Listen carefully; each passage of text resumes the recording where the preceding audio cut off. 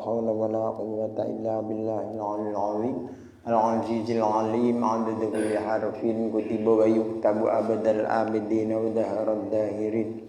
Allahumma arinal haqqa haqqan warzuqna ittiba'ahu wa arinal batila batila warzuqna ijtinabah. Rabbi shrah li sadri wa yassir li amri wahlul 'uqdatam min lisani yafqahu qawli. Subhanaka la ilma lana illa ma 'allamtana innaka antal alimul hakim. Allahumma shalli ala 'abdika wa rasulik sayyidina wa maulana Muhammad wa ala alihi wa ashabihi wa tabi'it tabi'in wa man tabi'ahum bi ihsanin ila yaumiddin, amma ba'd. Alhamdulillah, kita panjatkan puji syukur kita dari Allah Subhanahu wa taala yang dengan limpahan rahmat dan karunia-Nya hingga subuh pagi ini kita masih dalam keadaan sehat walafiat, baik jasmani maupun rohani, sehingga kita dapat melaksanakan sholat subuh berjamaah. Kemudian kita lanjutkan dengan bincang-bincang kita sebagaimana yang kita adakan pada setiap subuh minggu.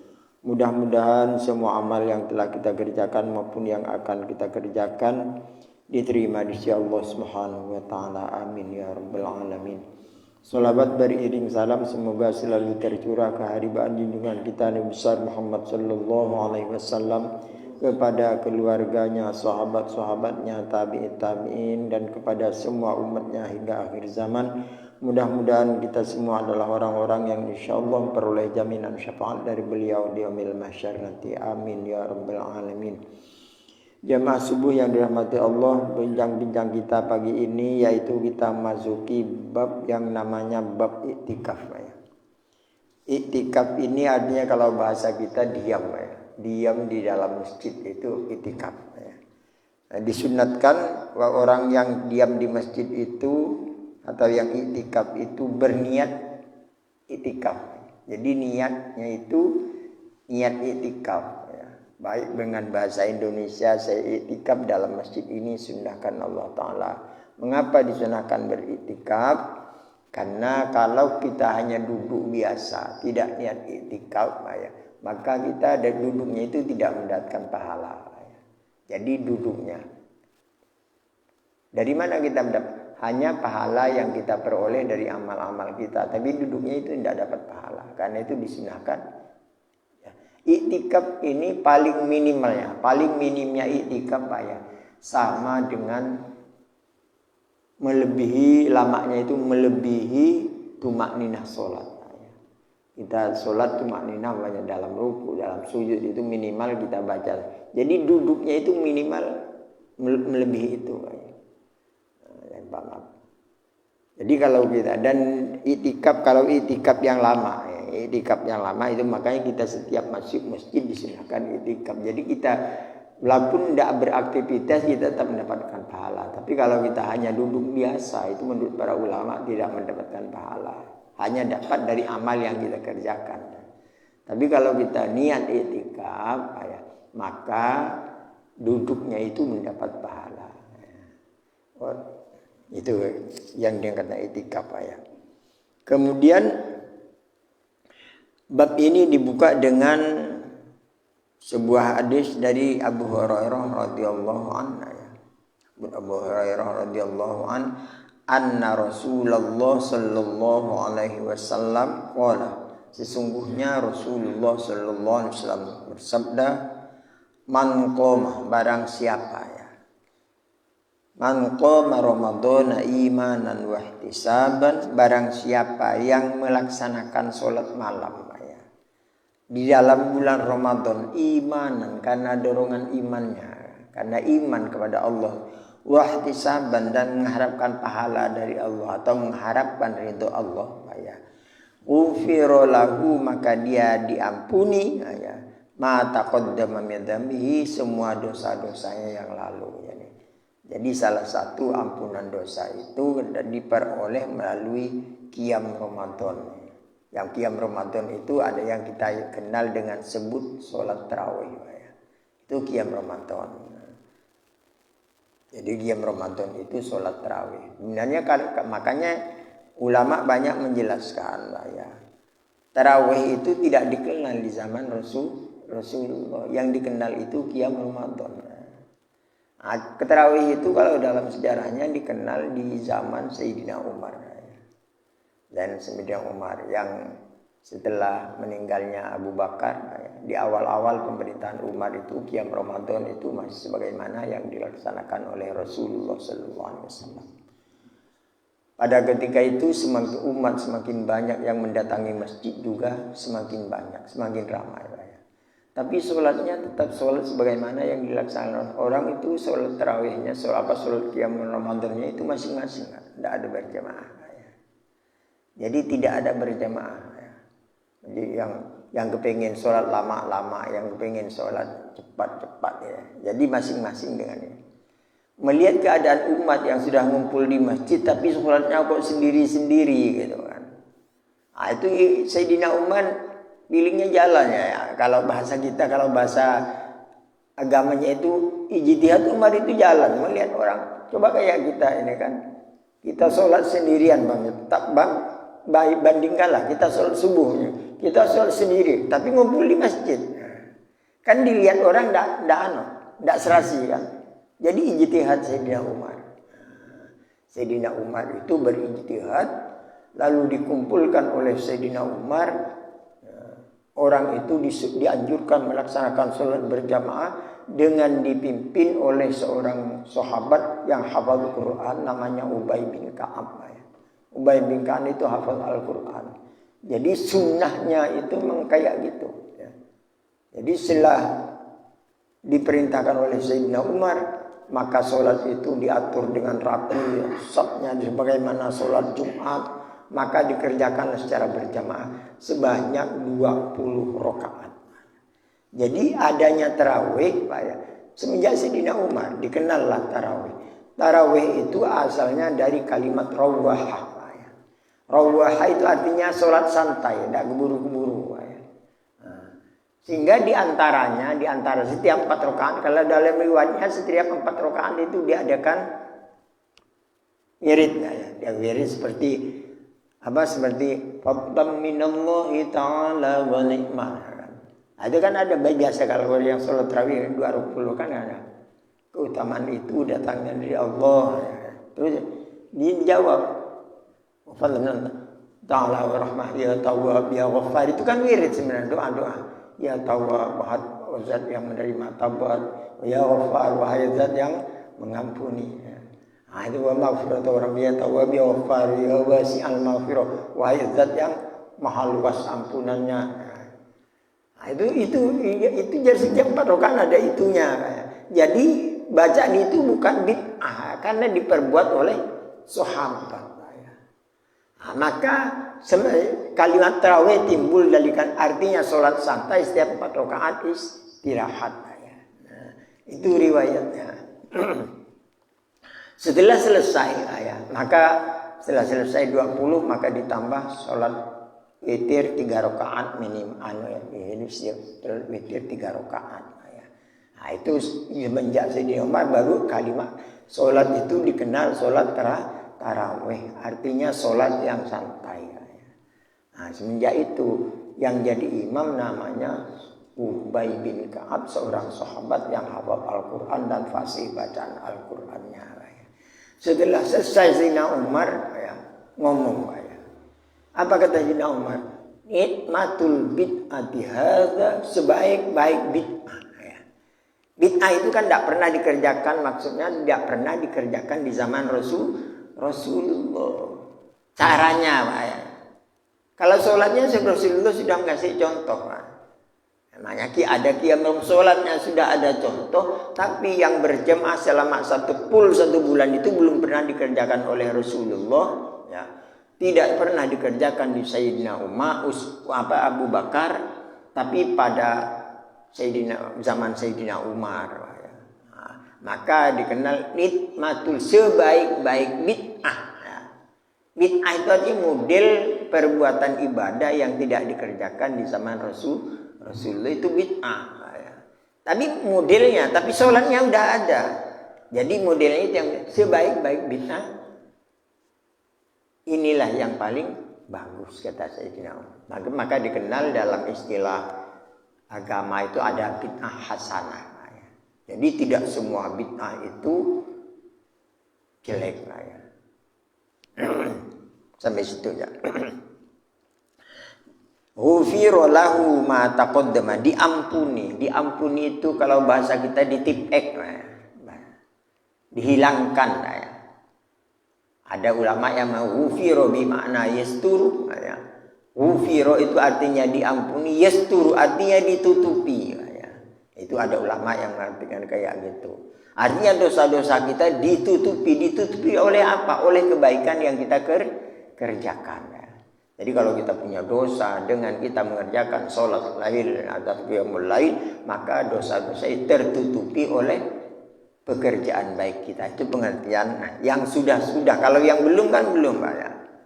Nah, kalau yang belum itu ya, sebelum dikerjakan, karena belum dikerjakan ya. Kita kan tidak apakah orang itu akan mengerjakan dosa atau tidak, maka itu namanya warok. Kalau orang yang sudah terampuni, timbul sifat waroknya, timbul sifat kehati-hatiannya, dia tidak akan mengerjakan dosa. Jadi qiyam Ramadan itu sudah dibiasakan di zaman Rasulullah SAW. Tapi setelah Sayyidina Umar, maka dikenallah sholat tarawih. Sebenarnya sama qiyam Ramadan, sama juga kan. Qiyamul lail, itu sama pengertiannya, itu arti ibadah di waktu malam. Itu hadis pertama. Hadis kedua bersumber dari ibu kita Siti Aisyah radhiyallahu anha, mudah-mudahan Allah ridho kepadanya. Qalat, Siti Aisyah berkata, Kana Rasulullah sallallahu alaihi wasallam, adalah Rasulullah sallallahu alaihi wasallam, idza dakhala al-ashru ay ashrul akhirah min Ramadan ya. Adalah Rasulullah SAW apabila masuk pada malam 10 hari 10 terakhir dari bulan Ramadan ya. Syadda mi'zarahu, dia menguatkan ikatan kain sarungnya. Mi'zar itu kain sarung ya. Mi'zar itu kain sarung. Jadi sarung itu sebenarnya pakaian itu sunnah Rasulullah sallallahu alaihi wasallam. Artinya mengikat, pengertian syadda mi'zarahu, menguatkan ikatan sarungnya, maksudnya tidak tidur bersama istrinya ya. Tidak tidur bersama istrinya di akhir bulan Ramadan, karena dia melulu urusan ibadah. Karena itu syaratnya nanti kalau orang iktikaf diantaranya ya, tidak boleh berkumpul dengan istrinya, tidak boleh berkumpul dengan istrinya. Maka kalau umpamanya balik dari iktikaf lalu kumpul ini, maka batal iktikafnya. Karena memang syaratnya kayak gitu. Wa ahya lailahu, dan dia menghidupkan waktu-waktu malamnya ya, itu dengan ibadah. Wa aiqadha ahlahu, dan dia membangunkan keluarganya, artinya istri-istrinya itu dibangunkan untuk dianjurkan beribadah, terutama 10 terakhir di bulan Ramadan. Jadi di bulan Ramadan itu yang dianjurkan oleh Rasulullah sallallahu alaihi wasallam. Dan ini kalau khusus di bulan Ramadan ya. Jadi diutamakan 10 terakhir. Tapi kalau kita iktikaf ya, kembali kepada tadi, kalau kita masuk ke dalam masjid mau salat zuhur, maka sebaiknya sejenak kapan iktikaf itu diniatkan?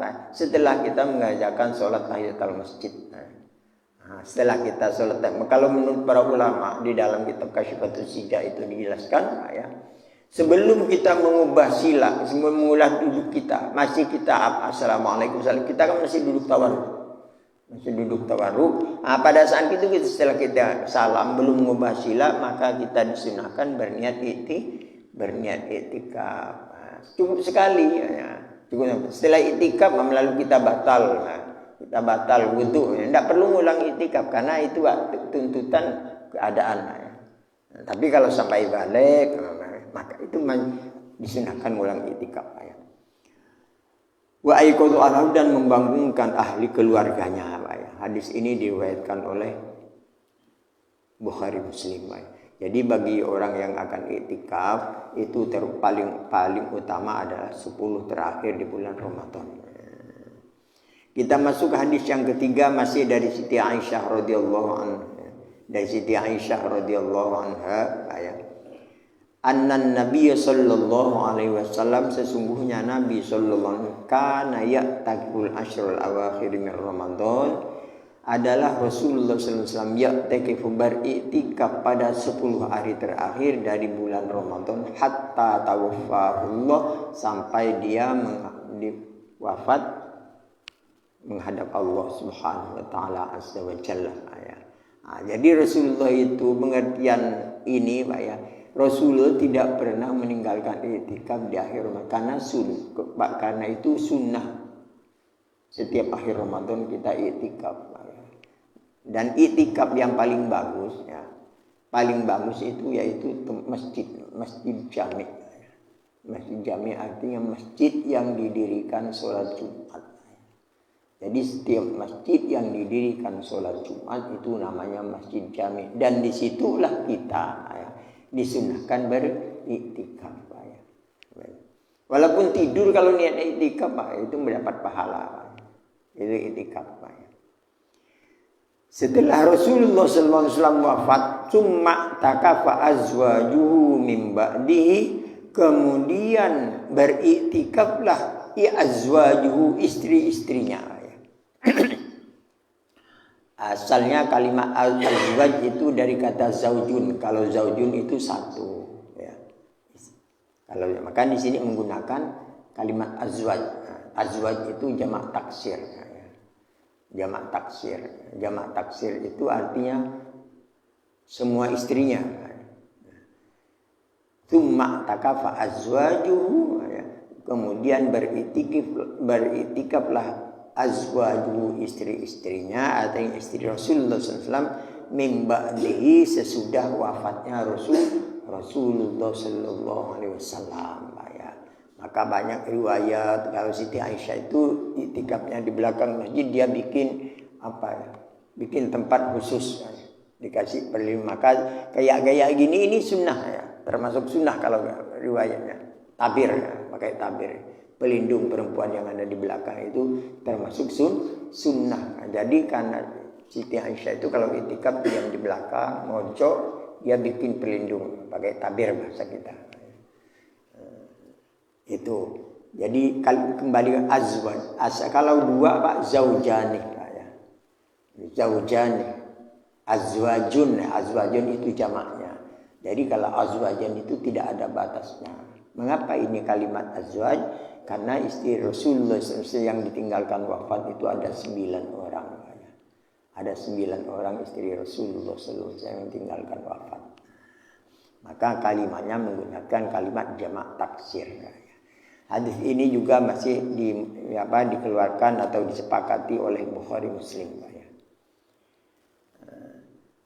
Kapan mulai i'tikaf itu paling bagus mulai i'tikaf ya? Kita masuki hadis keempat. Wa anha radhiyallahu anha, dan masih dari Siti Aisyah radhiyallahu anha, qalat, berkata Siti Aisyah, kana Nabi sallallahu alaihi wasallam, adalah Nabi sallallahu alaihi wasallam, idza arada ayyatakifa, apabila Rasulullah sallallahu alaihi wasallam menginginkan atau berkehendak, arada itu berkehendak, ayyatakifa, untuk beriktikaf ya, maka sholal fajr, dia sholat fajar di masjid itu ya. Artinya di paling bagus itu i'tikaf yaitu dari setelah sholat subuh, sholat fajar dulu, artinya summa dakhala mu'takafahu, kemudian dia masuk atau bimakna yajlisuh ya. Dakhala itu kalau masuk berarti dari luar ke dalam. Tapi karena itu ulama mengatakan summa dakhala, kemudian dia masuk, bimakna yajlisuh ya. Bimakna artinya duduk, mu'takafahu tempat i'tikafnya. Artinya bukan masuk ya. Jadi karena itu kalau kita ngaji hadis, kalau hanya baca enggak ngerti Pak. Masa kalau dakhala itu kan baru dari keluar, padahal tadi udah sholat fajar, berarti sholat fajarnya sudah di masjid. Kemudian di belakangnya ada kalimat summa dakhala, kemudian dia masuk. Kalau maknanya dakhala itu pasti masuk Pak, lawan kata kharaja. Kalau kharaja keluar, dakhala masuk. Karena itu kalau kita tidak ngaji, kalau hanya baca buku tidak bisa ngerti hadis. Jadi di sini summa dakhala mu'takafahu, kemudian ya, karena dakhala bimakna yajlisu diartikan duduk, maka artinya summa yajlisu mu'takafahu, kemudian Rasulullah duduk di tempat i'tikafnya. Nah, setelah sholat fajar duduk, ya, maka itu niat i'tikaf, niatnya. Jadi paling utama itu. Kalau kita mau i'tikaf 1 hari, paling utama ya setelah sholat subuh ini tidak boleh balik lagi ya, kalau kita niat i'tikaf. Nah, jadi niat i'tikaf itu artinya niat diam di dalam masjid dengan tujuan beribadah. Ya. Jadi ibadah itu banyak macamnya. Apakah mau baca selawat, baca Quran, banyak sholat. Ya. Maka itu tidak dianjurkan oleh Rasulullah Sallallahu Alaihi Wasallam. Dan tempatnya adalah masjidnya. Masjid mana aja Pak, kecuali sholat masjid yang 3. Bapak banyak sekarang sakit, lalu bernazar, nanti saya kalau sembuh ini saya mau i'tikaf di Masjid Mujahidin. Kemudian Bapak Allah sembuhkan, walaupun tidak i'tikaf di Mujahidin tidak apa-apa walaupun. Sebabnya karena ke Mujahidin jauh, lalu i'tikaf sama, terpenuhi nazar itu. Artinya tidak perlu ke sana. Karena apa? Tidak ada bedanya derajat Masjid Baitur Rahman dengan Mujahidin, walaupun megah itu tidak ada nilainya, tidak ada bedanya. Kalau di sini 1 rakaat 10 kebaikan, di sana juga 10 kebaikan. Mengapa diperbolehkan? Karena derajatnya masjid itu sama, selain masjid yang 3. Tapi kalau Bapak niat i'tikaf di Masjidil Haram tidak bisa digantikan dengan masjid. Karena keutamaannya beda. Bapak mau niat i'tikaf nanti kalau aku kaya mau i'tikaf di Masjid Nabawi ya 40 hari. Tidak bisa digantikan di mana-mana masjidnya. Kecuali di Masjid Nabawi. Atau berniat di Masjidil Aqsa. Itu masjid 3 ini aja. Masjid 3 ini kalau kita punya niat, baik niat mau infak. Itu tidak boleh kalau kita niat infak Masjidil Haram. Walaupun 1 sak semen banyak.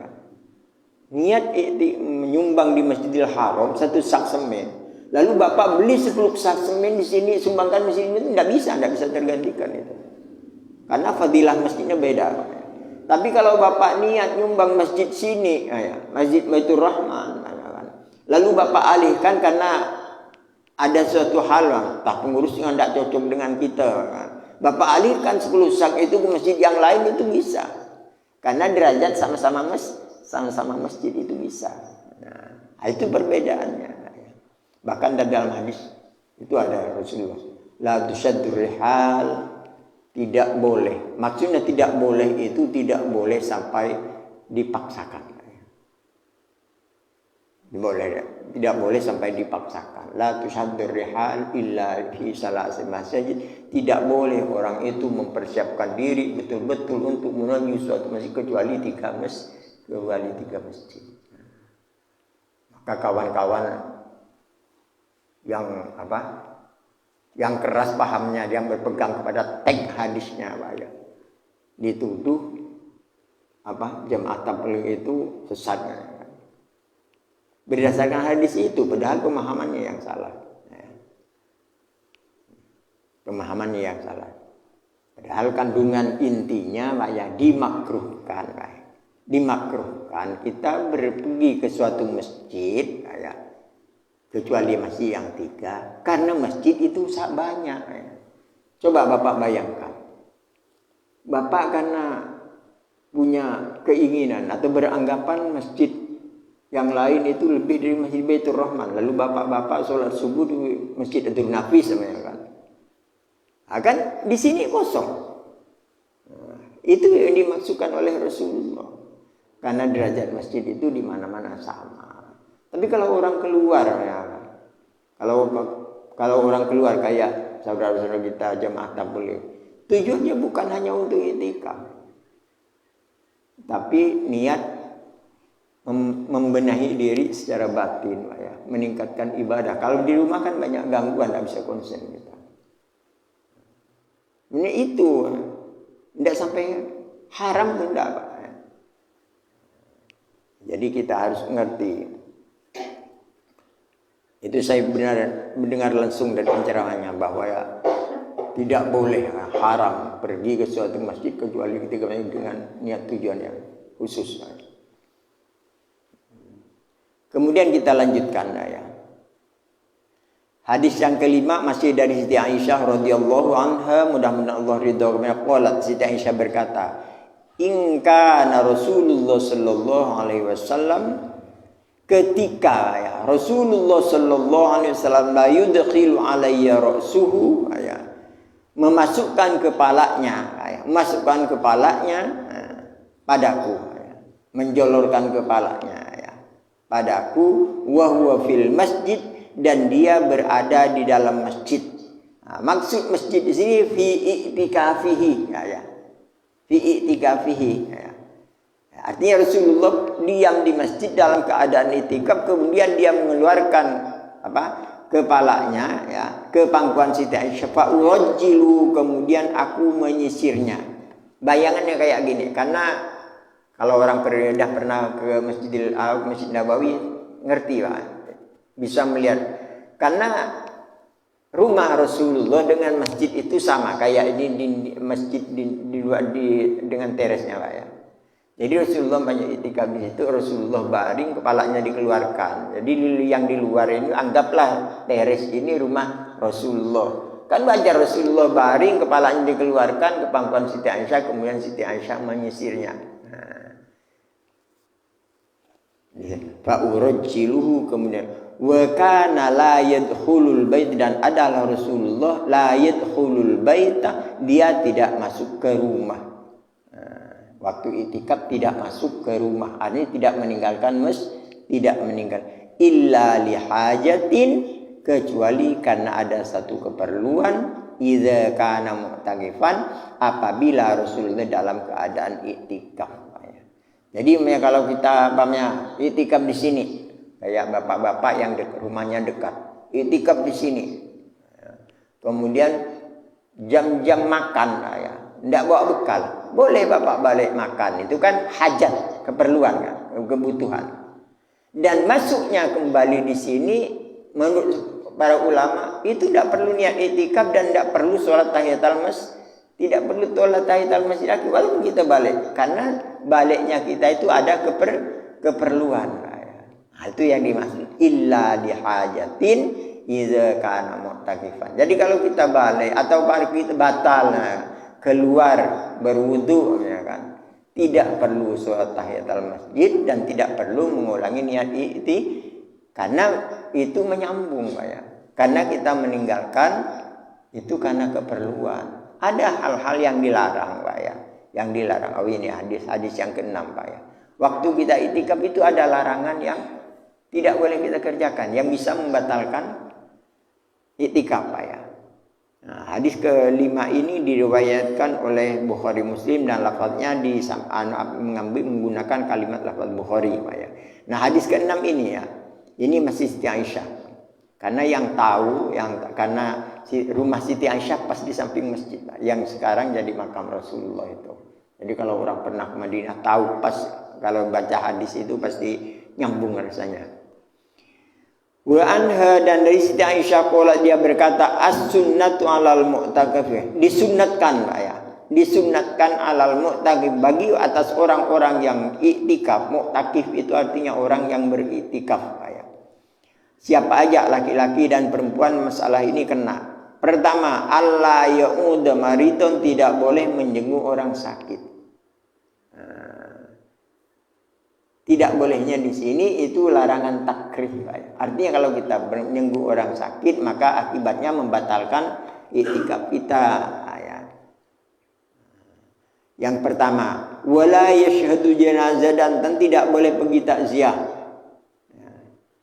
Kalau pergi takziah nanti putus, ada yang putus iktikafnya, bukan tidak boleh Pak ya. Tidak boleh di sini karena merusak, kalau nazar bisa rusak nazarnya maksudnya. Kalau nazar, kalau iktikaf biasa sih tidak apa-apa. Ini berkaitan dengan nazar, karena ada orang yang bisa bernazar, karena perbuatan sunnah apabila dinazarkan hukumnya berubah menjadi wajib. Yang wajib dari apanya? Dari nazarnya. Bapak sakit, nanti kalau sembuh aku akan iktikaf di masjid. Nah, itu iktikafnya itu iktikaf wajib, karena wajibnya bukan iktikafnya tapi nazarnya. Karena ada perintah Rasulullah, ufi binadrik, tunaikanlah apa yang menjadi nazarmu, in kana khairon, kalau nazar itu baik. Iktikaf itu kan suatu kebaikan, Pak ya. Karena hubungan kita dengan Allah. Jadi kalau sampai dinazarkan, maka wajib hukumnya melaksanakan nazar itu. Karena nazar itu wajib waktu kita iktikaf, tidak boleh menjenguk orang sakit, tidak boleh bertakziah, wala yamassu imra'atan wala yubashiruha, dan tidak boleh menyentuh perempuan. Yamassu di sini makna jima'. Pengertian menyentuh di sini pengertian tidak boleh berhubungan suami istri, Pak ya. Kalau hanya tidak boleh menyentuh biasa, tadi hadis yang itu yang di atas menjelaskan Rasulullah Siti Aisyah menyisir rambut Rasulullah sallallahu alaihi wasallam, berarti boleh menyentuh kan? Tapi di sini diartikan menyentuh bimakna jima'.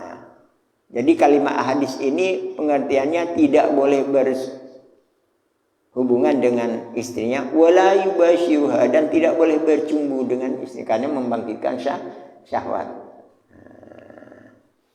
Wala yakhruju, dan tidak boleh keluar dari masjid, tidak boleh artinya meninggal masjid, illa lihajatin, kecuali karena hajat, illa lima la budda minhu, kecuali yang hal-hal yang tidak boleh tidak harus kita tunaikan. Jadi kita tunaikan. Contoh kalau kita buang BAB kan, kalau kita BAB kan Pak harus keluar bagaimanapun, itu kan sesuatu hal yang harus kita kerjakan, maka itu dibolehkan. Wala tikafa illa bisaumin, dan tidak dianjurkan beriktikaf itu kecuali yang paling baik dalam keadaan puasa. Jadi puasa dalam keadaan, kalau iktikaf itu lebih baik puasa. Wala tikafa illa fi masjidin jami', dan tidak boleh iktikaf tidak boleh iktikaf illa fi masjidin jami', kecuali pada masjid jami'. Di masjid jami' mana aja masjid jami'. Pengertian masjid jami' di sini adalah masjid yang didirikan sholat Jumat. Jangan rasa bangga nama masjidnya. Pengertian jami' itu artinya tempat orang berkumpul melaksanakan sholat Jumat. Kalau secara pemerintah kan masjid yang diakui masjid jami', masjid itu enggak. Semua masjid yang dinamakan masjid agung, masjid apa, kalau masjid jami' kalau dalam agama. Karena didirikan sholat Jumat. Nah, disitulah kita mengerjakan iktikaf. Nah, kalau di dalam bulan Ramadan, pengertian masjid di sini, di sini jelas. Ini sunnahnya. Jadi kalau paling utama kalau kita iktikaf itu di masjid jami'. Apakah boleh kita iktikaf di rumah? Kalau kita ada masjid di rumah, masjid itu artinya kamar yang disiapkan memang khusus tempat sholat. Itu boleh dikatakan masjid. Boleh. Dalam bulan Ramadan itu diperbetul-betul, cuma fadilahnya beda dengan di masjid. Kalau di rumah, kita iktikaf di rumah, beribadah, kita punya ruangan khusus di rumah, khusus untuk tempat beribadah di rumah. Itu boleh, karena itu juga dinamakan masjid, tapi bukan masjid jami'. Mengapa dibolehkan? Karena ceritanya begini. Orang beriktikaf di akhir Ramadan itu sebenarnya yang dicari adalah malam Lailatul Qadar. Mengapa dibolehkan iktikaf di rumah kalau mencari Lailatul Qadar? Karena riwayatnya begini, Lailatul Qadar itu artinya malaikat yang turun Malaikat yang turun dari langit itu turunnya pertama di masjid. Turunnya itu di masjid. Setelah dia melaksanakan apa yang diperintah Allah di tempat turunnya di masjid itu, maka dia menyebar pada malam itu ke rumah-rumah orang yang beribadah di malam hari di bulan Ramadan. Ada pasti kebagian ya. Cuman akhir kan. Makanya kalau di sini dibicarakan paling utama iktikaf itu di masjid jami. Boleh sebenarnya ya. Itu banyak dijelaskan dalam kitab itu. Tapi syaratnya harus tempat khusus. Memang kalau kita di rumah punya ruangan kamar yang khusus untuk beribadah. Karena sholat, baca Al-Quran itu paling utama di rumah. Itu jelas dalam hadisnya sahih Pak ya. Afdhalus sholat, yang paling utamanya sholatnya as-sholatu fi baitil mar'i, yaitu sholatnya seseorang di rumah, illal maktubah, kecuali sholat yang diwajibkan. Jadi kita sholat sunnah, sholat itu utamanya di rumah ya. Cuman kalau kita umpamanya kan habis sholat zuhur zikir balik ya, sholatnya itu boleh, bahkan itu lebih utama ya. Tapi jangan-jangan sampai ke rumah tidak ngerjakan sholatnya. Kan itu yang jadi masalah. Mau ngejar keutamaan sampai di rumah ada tamu gitu tidak sholat ya. Nah makanya itu dikerjakan di masjid. Ada ulama yang mengatakan mengapa orang banyak karena kalau kita sholat di rumah dimakruhkan berbicara dalam perjalanan balik itu baru. Karena itu dilaksanakan. Kalau Rasulullah itu Pak wajar Pak ya, sangat wajar. Karena Rasulullah rumahnya dekat kayak gitu. Artinya tidak mungkin berbicara keluar dari masjid sudah nyampai di rumahnya Rasulullah. Maka banyak riwayat Rasulullah itu habis sholat Jumat tidak sholat ba'diyah Jumatnya. Tapi kata Siti Aisyah dia sholat di rumah. Ada riwayat yang mengatakan 4, ada yang mengerjakan 2. Jadi itu Rasulullah. Karena memang sangat wajar. Ya. Hanya dinding yang membatasi rumah beliau itu. Tapi kalau kita berjalan ke semua orang ngomong dari jalan. Ya. Maka itu mengurangi keutamaan. Ya. Mengurangi keutamaan. Memang itu. Tapi kalau kayak sholat tahajud, sholat duha, sholat witir. Juga sholat-sholat yang tidak berkaitan dengan sholat itu. Ya. Atau sholat qobliyah bagi kerjaan itu boleh. Ya. Banyak kayak Pak Usman yang dekat dengan masjidnya. Orang azan di sini, dia wudhu. Lalu sholat qobliyah zuhur di rumah. Karena dekat rumahnya orang komat kedengaran, dia komat baru turun. Ya. Dia masih mendapatkan tanggungan. Itu lebih utama. Ya. Karena memang hadisnya kayak gitu. Afdhalus sholatu as-sholatu fi baitil mar'i. Paling utamanya sholat itu adalah sholat di rumah seseorang. Illal maktubah, kecuali sholat yang diwajibkan. Tapi kalau sholat yang diwajibkan Mbak ya, itu bahkan ada hadis yang mengatakan tidak boleh sholat di rumah ya. Itu jelas hadisnya sahih Pak hadisnya itu ya. Hadis yang begini ya, la sholata li jaril masjid ya. Tidak ada nilai sholat bagi tetangga masjid illa lil masjid, kecuali di masjid ya. Maka yang diartikan di sini tadi sholat maktubah, sholat yang wajib. Artinya, cuman kalau dalam mazhab Syafi'i memang ada keringanan. Kalau mazhab Hambali tidak boleh. Karena apa? Sholat wajib itu berjemaahnya itu wajib hukumnya sama dengan sholatnya.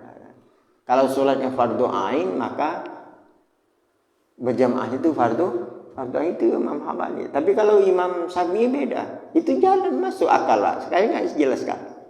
Ya. Kalaulah dia la sholat, tidak ada nilai sholat, tidak ada pahala bagi orang yang menjalankan sholat di rumahnya.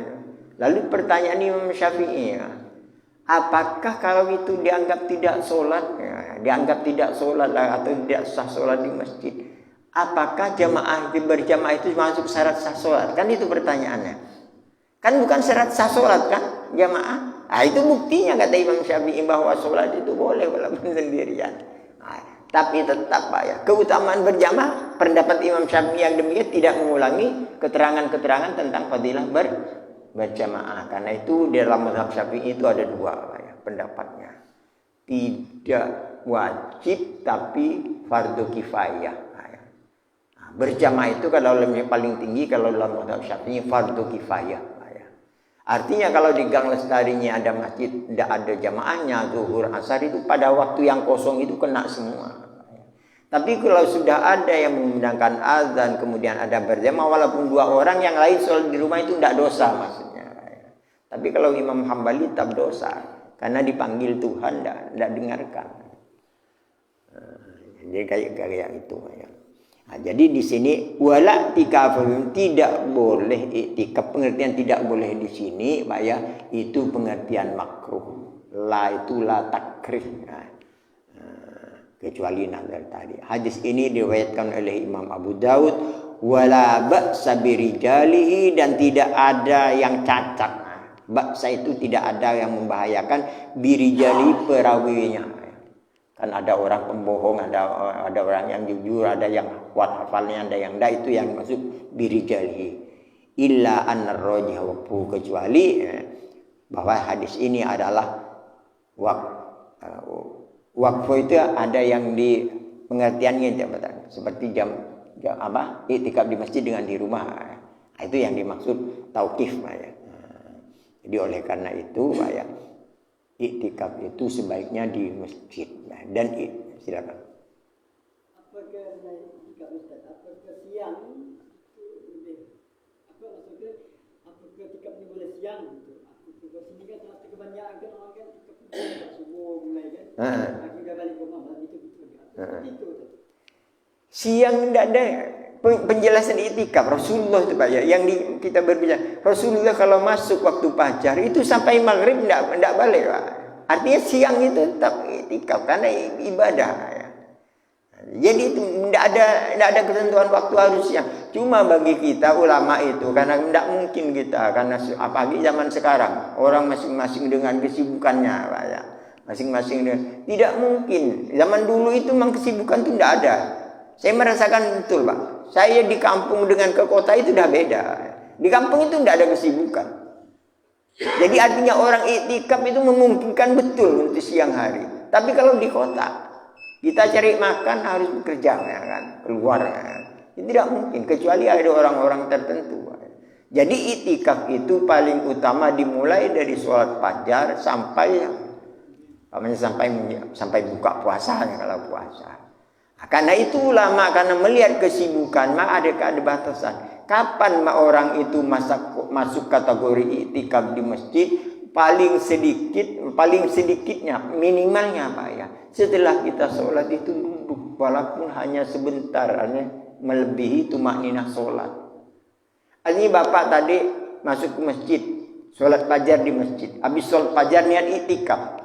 Habis sholat subuh, habis zikir balik itu sudah mendapatkan pahala iktikaf. Artinya tidak perlu satu hari full. Dengan kita niat iktikaf walaupun duduk setengah jam di masjid itu dapat pahala iktikaf. Pahala kerjaannya lain Pak. Ya.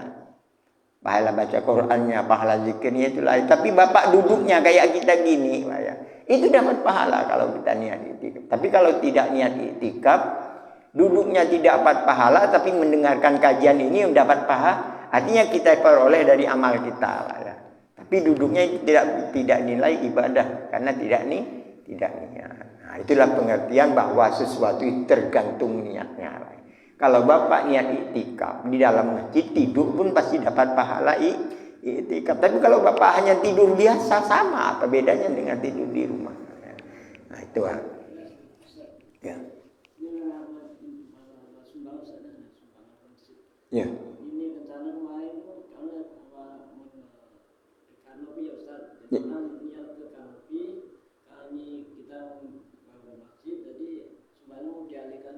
Tidak apa-apa Pak ya, tidak apa-apa. Kan itu masjid. Apalagi baru di sini Pak ya. Hanya dari rencana kanopi karena masjid ini rencana punya dipugar. Jadi duit yang sudah terkumpul untuk beli kanopi nanti kita bangunkan sekalian. Itu bagus Pak ya. Tidak, kecuali yang tidak boleh dialihkan tuh Pak ya. Kalau orang mewakafkan secara pribadi, wakafkan itu kalau sumbangan itu kan tidak ditentukan. Kalau kayak Pak Tukiono, bapak secara pribadi beli kanopi, diniatkan ini wakaf saya untuk kanopi. Nah itu oleh pengurus tidak boleh diubah. Sebab orang yang jadi nazir harus ikut apa yang mewakafkan. Tapi kalau hanya sumbangan untuk beli kanopi karena masjid ini yang dipugar, sekalian aja nanti lebih bagus kan daripada dibelikan kanopi. Itu beda Pak, hukumnya antara wakaf khusus dengan sumbangan itu beda. Itu boleh-boleh aja Pak ya. Karena tetap digunakan di Masjid Baitur Rahman. Satu. Yang kedua, menjaga kepercayaan warga yang menyumbang Pak. Tapi harus dijelaskan, tidak jadi kan. Menurut hasil rapat panitia masjid kita mau beli kanopi, tidak jadi karena kita ada rencana yang lebih besar. Itu harus dijelaskan biar orang tidak salah persepsi Pak. Mungkin itu Pak ya. Baiklah, mungkin hanya ini yang dapat kita ceritakan. Mudah-mudahan apa yang kita ceritakan yang mengundang keridhaan Allah Subhanahu wa taala, yang dengannya kita akan mudah memperoleh rahmat dan hidayah. Amin. Mari kita berdoa. A'udzubillahi minasyaitonir rajim. Bismillahirrahmanirrahim. Alhamdulillahirabbil alamin. Allahumma shalli ala abdika wa rasulika sayyidina maulana Muhammadin nabiyil ummi wa ala alihi wa sahbihi ajma'in. Allahumma 'allimna wa 'allim auladana wa dzurriyyatina min ulumikal makhzun kama 'allamta ala jami'i rasulika wa anbiya'ika wa jami'i awliyika ya arhamar rahimin. Allahumma arzuqna fahman nabiyyin wa hifdzal mursalin wa ilhamal malaikatil muqarrabin wa ja'alna wa auladana wa dzurriyyatina minal ulama'il 'amilin mukhlishin bi rahmatika ya arhamar rahimin. Subhanaka la 'ilma lana illa ma 'allamtana innaka antal 'alimul hakim. Subhanaka wa bihamdika nasyhadu an la ilaha illa anta nastaghfiruka wa atubu ilaik. Wa sallallahu ala sayyidina Muhammad wa ala alihi wa sahbihi. Alhamdulillahirabbil alamin. Allahumma shalli ala sayyidina maulana Muhammad.